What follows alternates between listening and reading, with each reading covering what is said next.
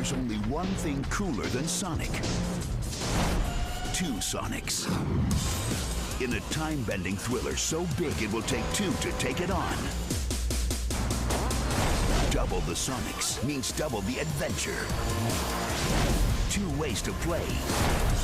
Twice the fun. Sonic Generations. Pre-order for bonus content at GameStop. Rated E for everyone. Hopefully I'll have this video finished in time on November 1st, which is the 10-year anniversary of the North American release of Sonic Generations, which is where it got released first. Since I realized it's a lot sooner than I thought, and I'm going to have to go into crunch time to get this finished on time, so I apologize in advance if this video comes out late.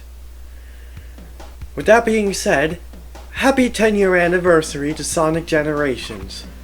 I've always wanted to do something for the anniversary of Generations, and a few months ago, I figured out what I really wanted to do. I'm going to talk about the impact that Generations had on the franchise, since it did affect the series both positively and negatively, now that we look at it in retrospect. So of course, the positive side is that this game was part of the short-lived Renaissance era of Sonic, as I've heard people refer to it as, where Colors and Generations came out, and Sonic was considered back on track. Both fans and critics were saying, both of these games were pretty good. Sonic is officially back. We're not in the Dark Age anymore. But of course, that didn't last very long, as the next main series game was Sonic Lost World, which got a lot of mixed reception, and was a very divisive game, which this is the one time where I think Sonic Team should have just played things a lot safer, as releasing this game as your follow-up to Generations is certainly an interesting and off-putting move, I must say.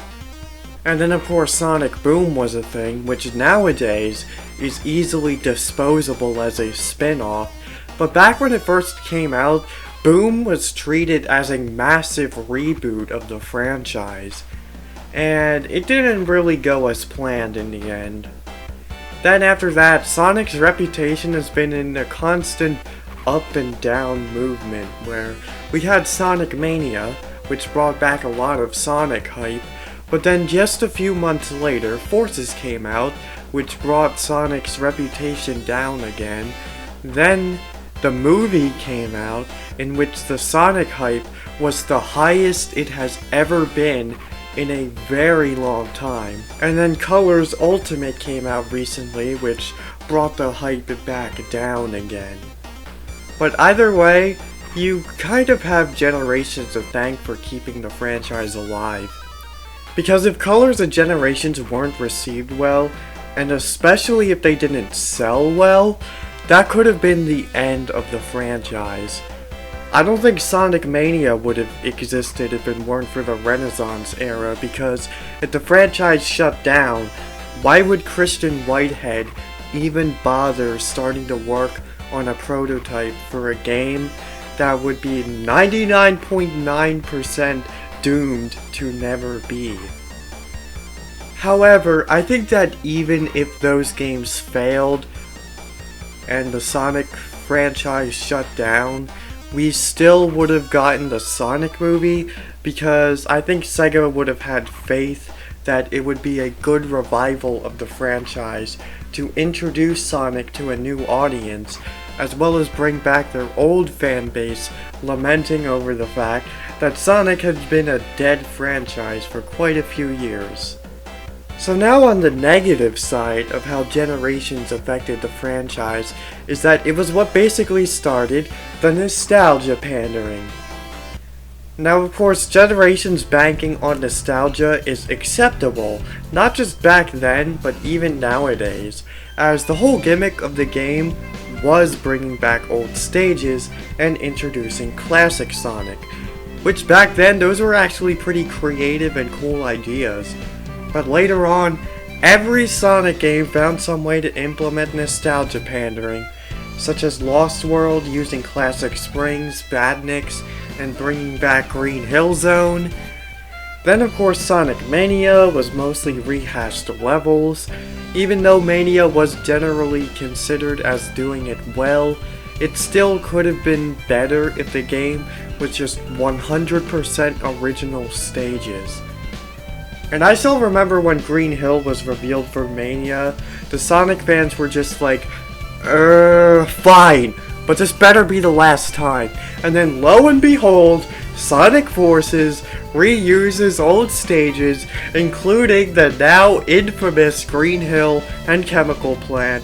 They brought back classic Sonic from Generations and the Wisps from Colors. Now you could provide a counter argument to this by saying that Mario games do this all the time and we don't complain about it there. And while that is a good point to bring up, I don't think that's a valid argument because Mario games have always been like this.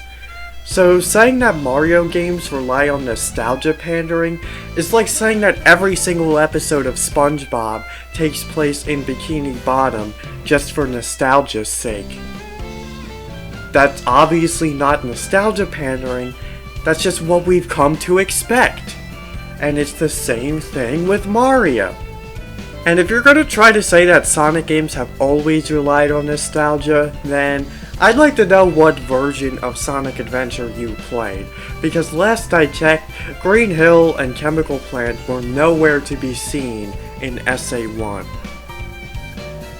So that's how Generations affected the franchise, both positively and negatively, but either way, I think we could all agree that Generations is a good game overall, and now that it's reached its 10-year anniversary, you could start considering this game a classic now, and in a few years, this game will be a big retro game.